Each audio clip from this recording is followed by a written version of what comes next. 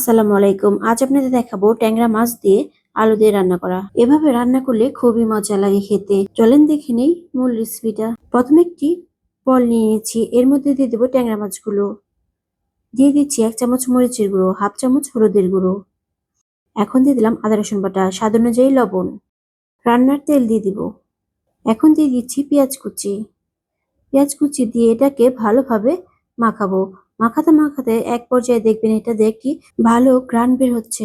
একটি কড়াই নিয়ে নিব, এর মধ্যে দিয়ে দিব তেল।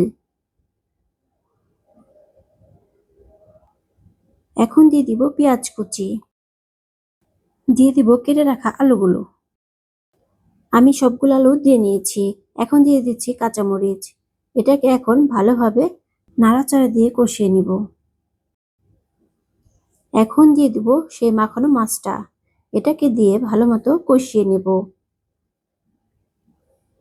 কষানো হয়ে গেল, এর মধ্যে দিয়ে দিব ফুটন্ত গরম পানি।